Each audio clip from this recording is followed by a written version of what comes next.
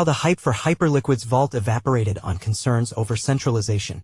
Users fled. The DEX and TVL has dropped to $150 million from $540 million in the past month.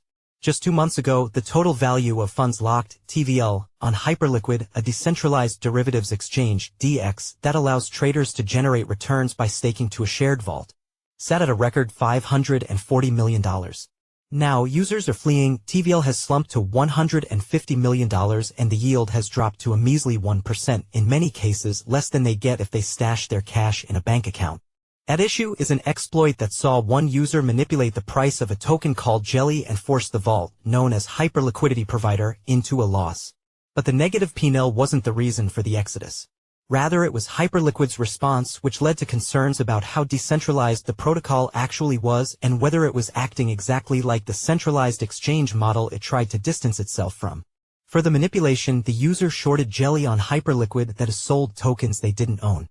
They also bought tokens on illiquid decentralized exchanges. The lack of liquidity tricked the pricing oracle to relay an inflated price to Hyperliquid, forcing Hyperliquid's vault to inherit a toxic position via liquidation. As the price of Jelly rose further because of the spot buying pressure, the P&L for Hyperliquid's vault sank more heavily into the red.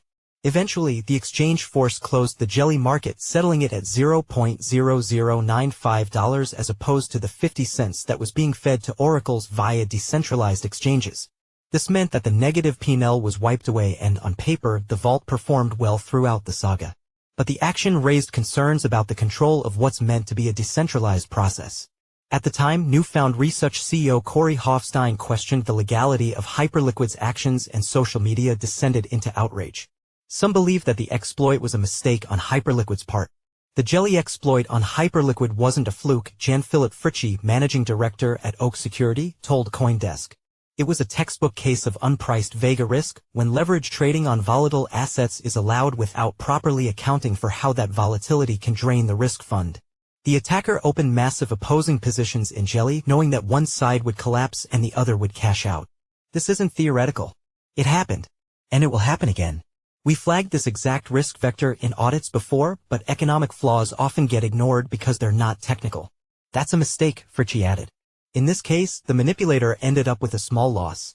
It's worth pointing out that Hyperliquid attempted to remedy the centralization concerns, upgrading its system to include an on-chain validator voting for asset delisting, which means that the exchange will not be able to remove like Jelly in future without validator consensus.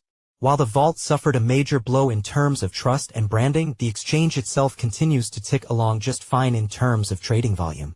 Over $70 billion worth of volume has been notched so far this month, and it looks to be on track to break its January record of $197 billion. Still, the exchange's native token, Hype, which was distributed to users in December, has failed to mimic the positive performance of the exchange, losing 60% of its value over the past 4 months, with its market cap dwindling from $9.7 billion to $4.6 billion.